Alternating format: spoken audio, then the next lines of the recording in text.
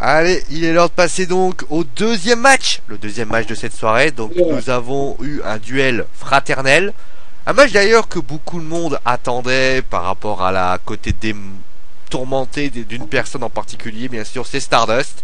Stardust qui a donc fait face à Goldust. Alors, il y a eu un avant, un pendant et un après. On va commencer déjà avec l'avant, le fameux petit segment qui a eu lieu entre donc Dusty Rhodes et Goldust, où Dusty demandait à Goldust de ne pas blesser son frère. Qu'est-ce que vous avez pensé, bien sûr, de ce petit segment? C'est tout mignon. C'est tout mignon. Après, Voilà, c'est ça. ça paraît un peu normal parce que Goldust a rien pour l'instant à reprocher à Stardust. Donc, c'est un peu con ce qu'il a dit Dusty parce que fallait se douter que Goldust n'allait pas le blesser. Hein. Après, voilà. Et les autres, qu'est-ce que vous avez pensé? Il a quand même dit qu'il était prêt à lui faire mal, à le blesser pour récupérer son vrai frère. Donc bon, Oui, d'un côté si. oui. Au sujet des autres, qu'est-ce que vous avez pensé du petit segment D'ailleurs, qui était après une promo. C'est assez rare pour être souligné, une petite promo qui... Qu'est-ce que vous avez pensé concrètement de ce petit segment? Oh, c'était sympa, c'était classique par rapport à ce qu'on a l'habitude de voir avant les matchs. Ouais, voilà. Et donc, on est donc passé directement au match. Un match que beaucoup de monde attendait.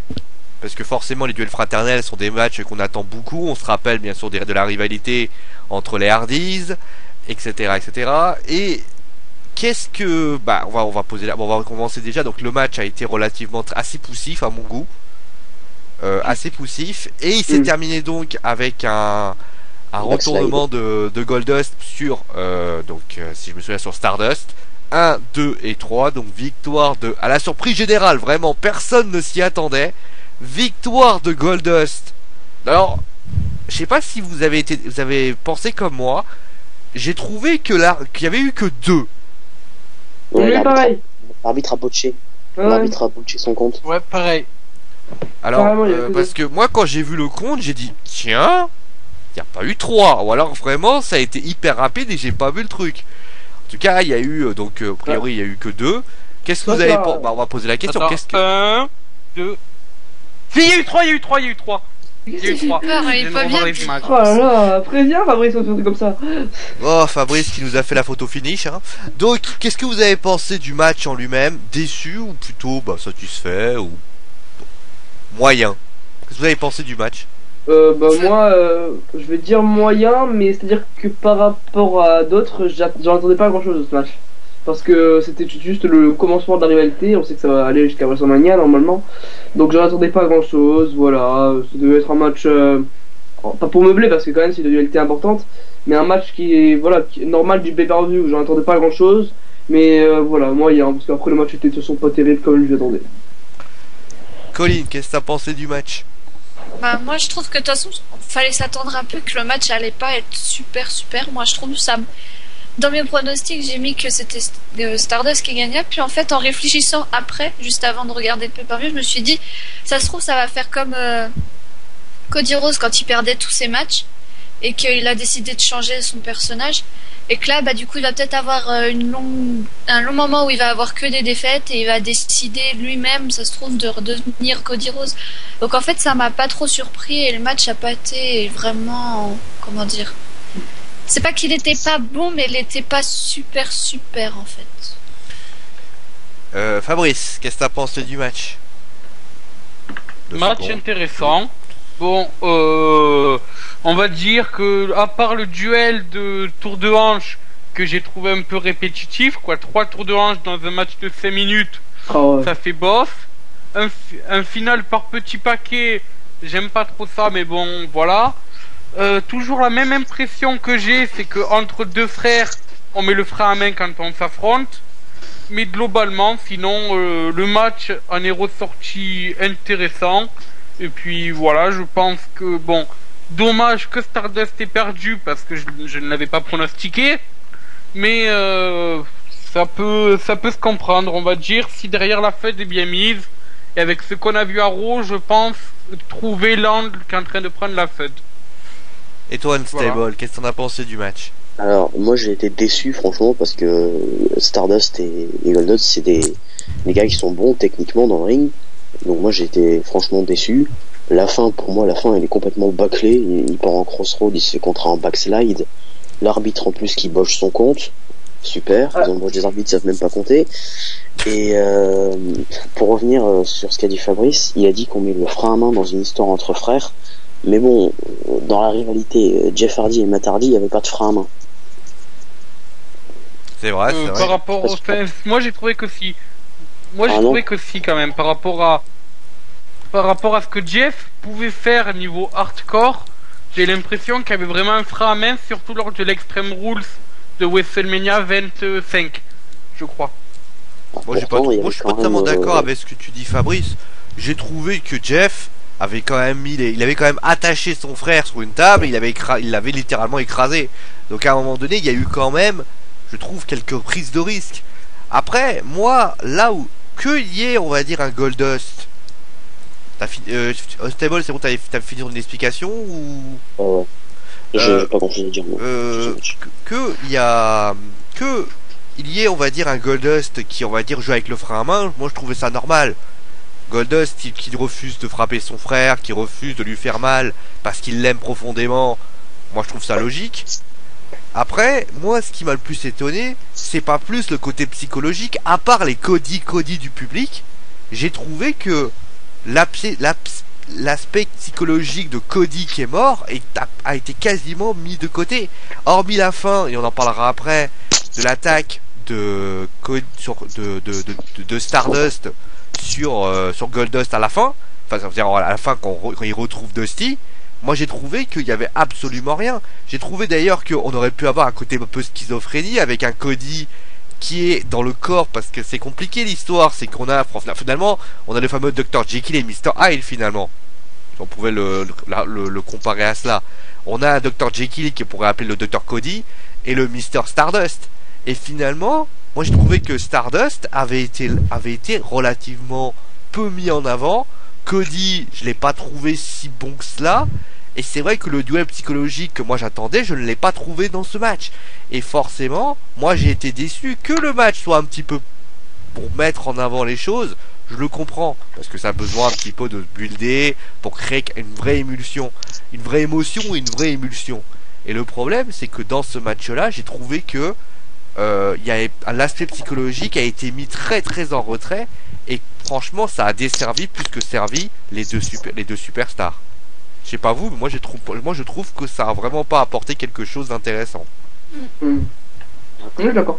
Après, vous avez tous dit quasiment que c'est l'arbitre qui fait une erreur sur le compte. Je suis pas forcément d'accord. L'arbitre il a dû faire son compte comme d'habitude, comme dans tous les matchs qu'il a arbitré.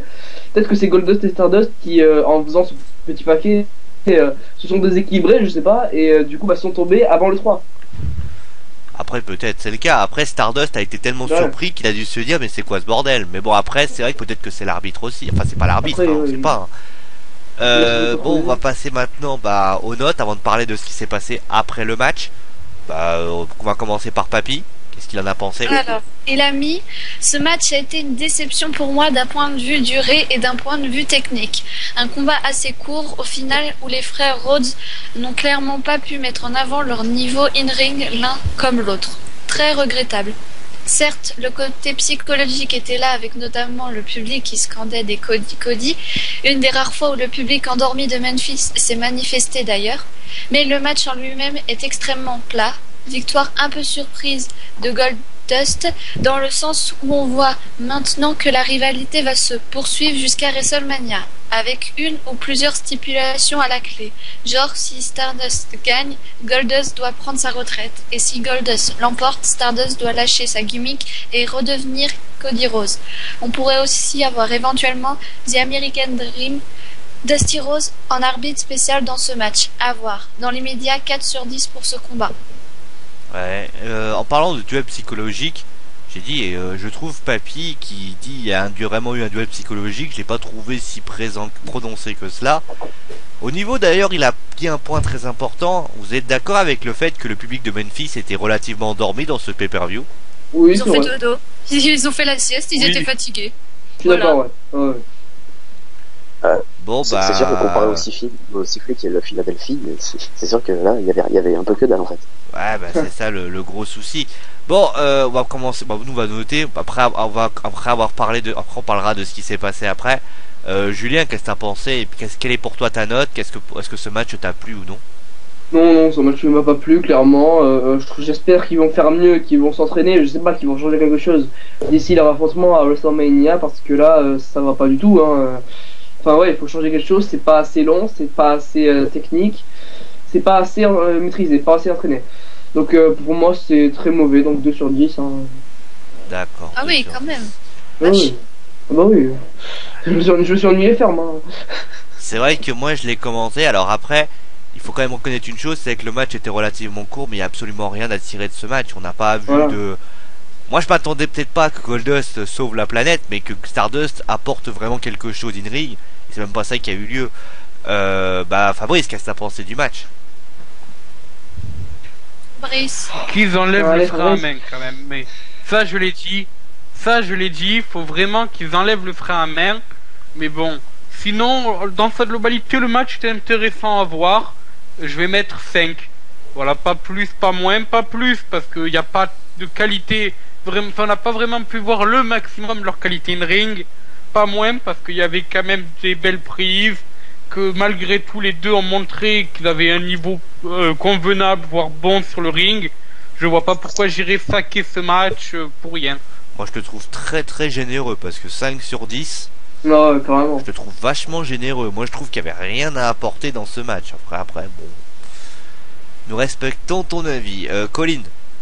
Alors, moi, je vais mettre un. J'ai pas envie d'être trop généreuse, mais j'ai pas envie d'être trop méchante. Donc, je vais mettre sûrement comme papy un 4. Parce que c'est vrai que le match n'était pas très bon, voire mauvais, mais je sais pas, ça. Je me vois pas mettre un 2 non plus, parce que c'est pas le match le plus. Désolé du mot, mais c'est pas le match le plus dégueulasse de la soirée. Alors. C'est vrai.